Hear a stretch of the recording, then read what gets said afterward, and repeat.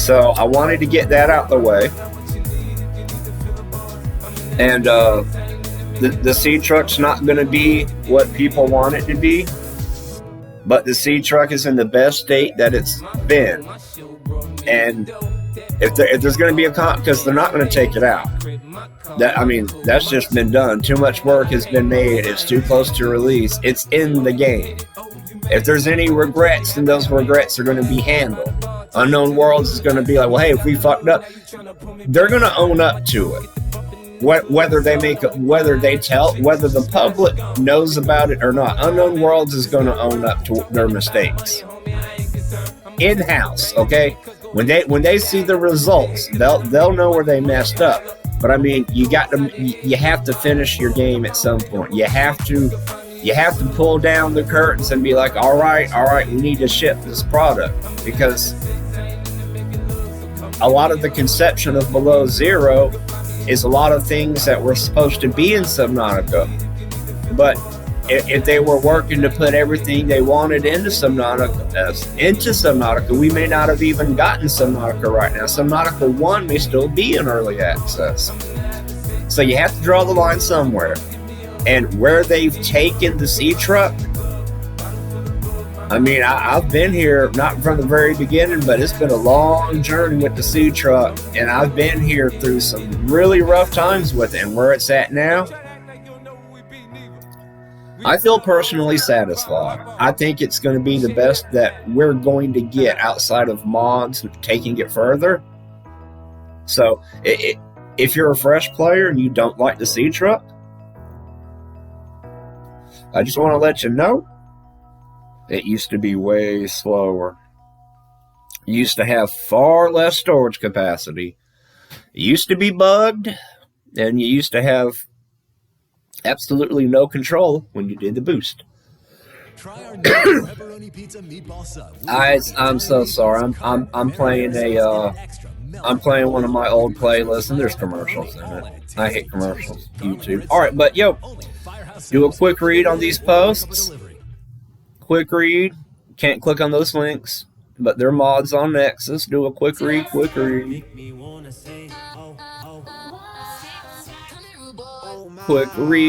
15 comments per page.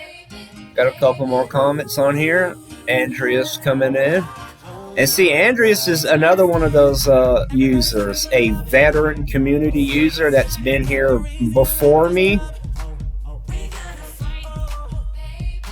Yeah, boy, going into page 2. Whiskey Project is, or should I say, or no, he still is, because he edited his original thread 6 hours ago with this part right here. So he's active, he's come back in this. Zeria, more Whiskey Project. More Zeria. Gaming with the Silvertail is another veteran dude that's active. So was Piddlefoot. I'm trying to imagine what it would have been like for me hopping into Below Zero as soon as I got it. Like as soon as I got Below Zero, if I didn't wait.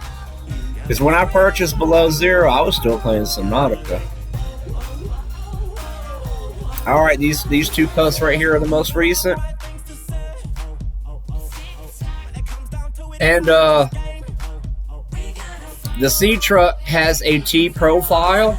And I'm just talking about the cabin, not any of the modules.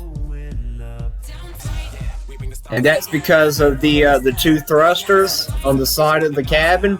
That gives it a T profile. I want to point that out because it's going to be relevant.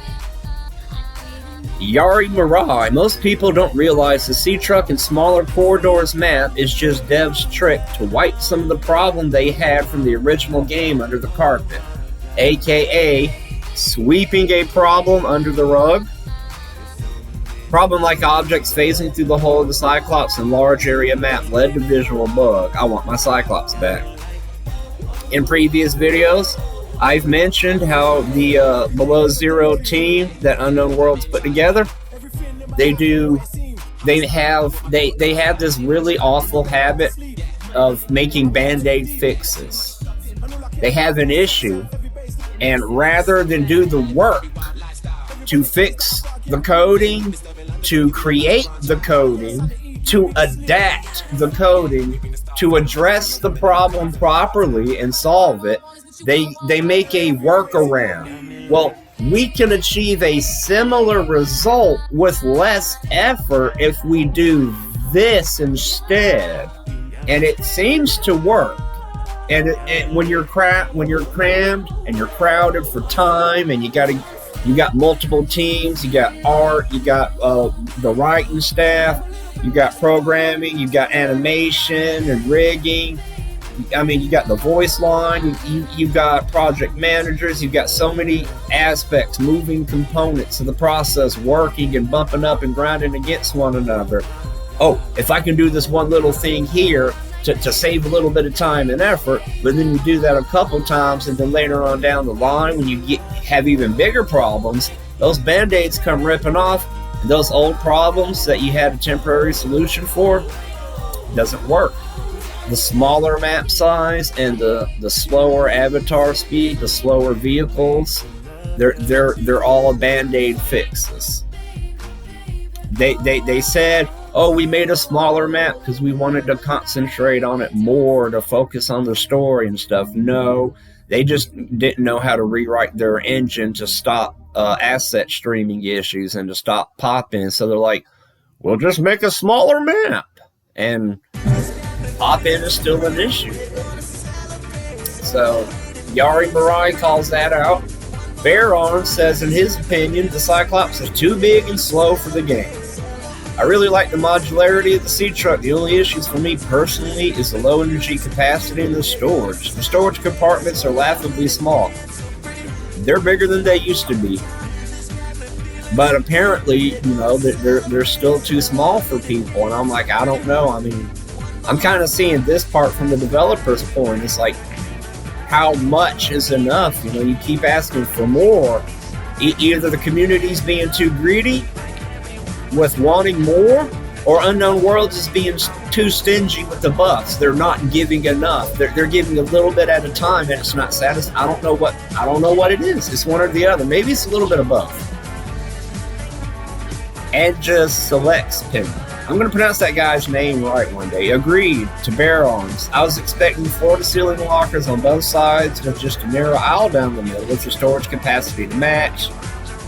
More like, well, yeah, sorry, I expected that too, but you get what you get. Hey boys, it's Auldwolf. It's free content.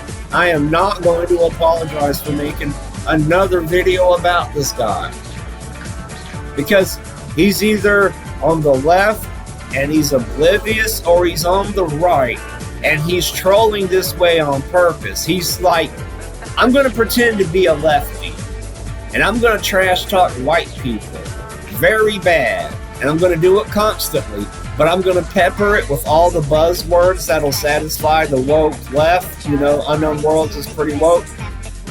It's kind of like that guy that trolled the university Zoom call with the professors, and he pitched the mascot Tittypussy.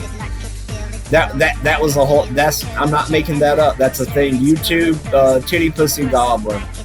Guy trolled a university Zoom call. But is this guy like a secret agent? Is he trying to expose Unknown Worlds by seeing how far he can push the line, how racist he can be, and how awful he can take things by pushing the anti-white, rhetoric? Because if that's the case, this guy is winning, because he's absolutely simulating the leftist point of view. He's pushing that envelope, and he's trashing a race. And Unknown Worlds is like, these posts are not being removed.